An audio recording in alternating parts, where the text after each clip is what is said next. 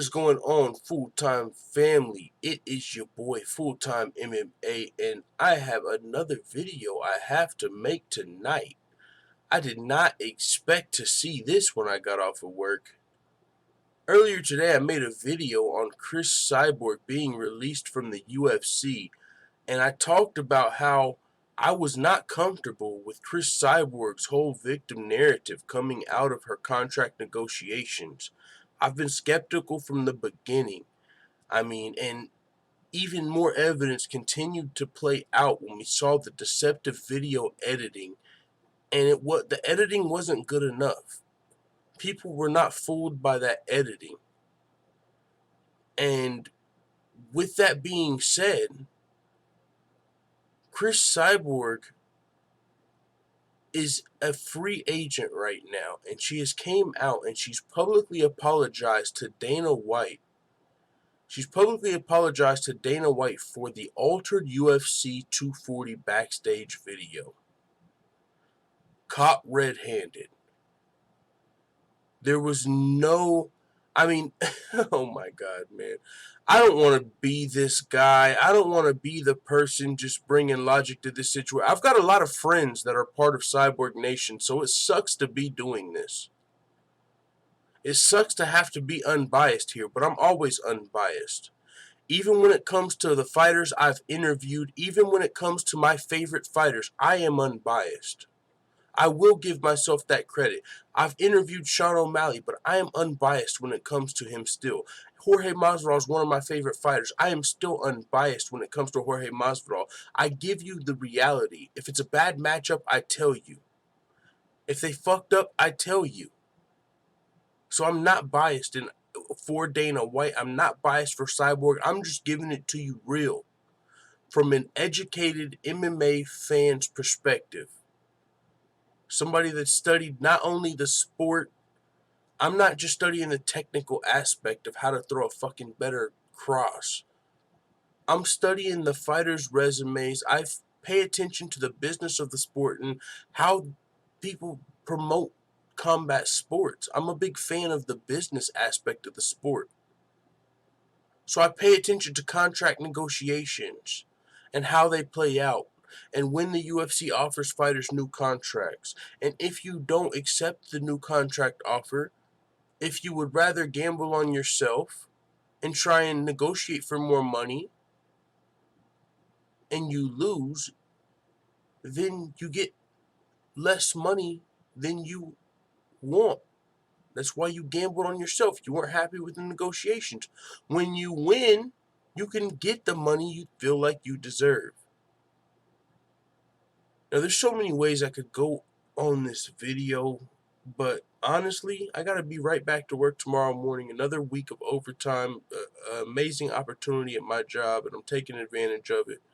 I've been being able to work 60 hours each of these last 2 weeks, so I've been really busy, but it's all, it's an amazing opportunity, as I said. So I haven't had the most time to make prediction videos and stuff like that, but this situation has really caught my interest because, Cris Cyborg is one of the greatest women's MMA fighters on the planet. I'm not a Cyborg hater at all. I do believe she will beat 98% of women's asses on this planet. I know Cris Cyborg's value to WMMA. She is a women's MMA pioneer. Without Cris Cyborg, women's MMA would not be where it is today. She has been one of the biggest names in women's MMA outside of Ronda Rousey for the last 10 years. Before people watched WMMA, before people accepted WMMA, Cris Cyborg was becoming a killer. She would be on the WMMA, what is that shit called, Mount Rushmore? Cris Cyborg would be there. She would be in the UFC Hall of Fame. She will be. She deserves to be in the UFC Hall of Fame. But that does not take away from the reality of today. The sport evolves. Cris Cyborg sort of reminds me of Royce Gracie. He was the best in his time, because the sport wasn't evolved. Nobody knew how to defend jiu-jitsu, so Royce Gracie was able to submit guys that were even hundreds of pounds bigger than him before weight classes, because he was the best. He was the only one that knew how to do it.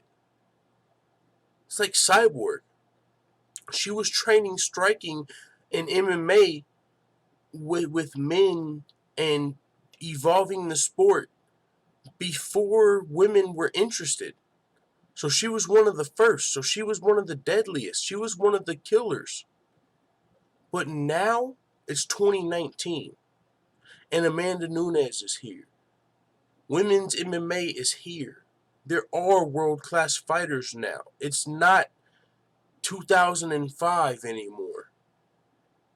Now there are killers. There's real competition. Now Cyborg is arguably past her prime now. So that's the reality here. Yes, she's a legend, but you don't get paid because you're a legend. Ask BJ Penn, ask Chuck Liddell, ask Don Fry, ask any of these UFC veterans that are struggling now. You don't get paid just off of what you're owed. You don't get paid just from what you deserve, because in truth, all fighters deserve more money. So you can't just say she deserves more money. All fighters deserve more money. We have to keep it realistic and talk about business and contract negotiations as they happen today. And what happens today is, if you lose when you're going into contract negotiations, you're going to get less money. If you are the best fighter in the world, you will make a lot of money because you will be the champion and you will get pay-per-view points. Right now, Cris Cyborg would have to beat Amanda Nunes to make big money in the UFC. And I think 90% of the people watching this video, Cyborg Nation or not, are willing to admit Cyborg has a tough task trying to beat Amanda Nunes. She can. It's possible. But Amanda Nunes is the better fighter. Today. I'm not talking about legacy. I'm not talking about pioneer. I'm talking about right now, today. August 3rd, 2019. Amanda Nunes is the greatest women's fighter of all time on the planet, pound for pound. So with that being said, Cris Cyborg has came out. She's talked about workplace harassment. She's talked about Dana White saying she looked like a man. Joe Rogan saying she had a dick. Keep in mind, all this happened 4 to 5 years ago. She's bringing up all this old stuff. And it's mighty interesting. It's only happening during contract negotiations. Whenever she was saying Amanda Nunes was scared of her and she thought she could beat Amanda Nunes and she thought she was going to beat Nunes and go into contract negotiations and get all the money she wanted and continue to be the champion and get pay-per-view points, she wasn't saying anything about Dana White 5 years ago or Joe Rogan 3 years ago. It's only now during contract negotiations. Everyone looks past that. Everyone's emotional. Cyborg posts a video, edited deceptively. She cuts it off early, posts fake captions. Her editor did it now. Cris Cyborg's coming out and apologizing because it looked terrible. And there was some of Cyborg Nation that said, no, I watched the video. Dana White said it was a lie. No, I'm telling you, Cyborg didn't edit the video. She didn't make those captions. Dana, if you read his lips, he said it was... No. Cyborg is literally admitting it's not true. She is apologizing. She knows it's foul. She is apologizing for that edited video. You would think after all of this victimization of Cris Cyborg, Dana White would be the one that had to apologize. After all of this workplace harassment claims and Dana White supposedly admitting to lying, you would think he had to apologize. But now we see Dana White was never lying. That whole video Cyborg made was for nothing. It made her look bad. Because Dana White was telling the truth and they had to edit the video to make it look like he was lying. And then they got caught and now they have to apologize. And there's still going to be people. No, but even though she lied about this, even though this was an accident, everything else was true, even though it was 5 years ago, Dana White's still mean. That's emotional. If you're a woman, I understand. If you're a man, you're beta as fuck. Unless you're Cyborg Nation, I'll give you a pass. You're just being loyal. But the rest of you dudes that claim to be unbiased, if you're taking the emotional side, you're beta as fuck, dog. And with that being said, it is what it is. Cris Cyborg has apologized to Dana White for that altered video, which I said looked fishy from the beginning. Let the full-time family know what you think in the comments.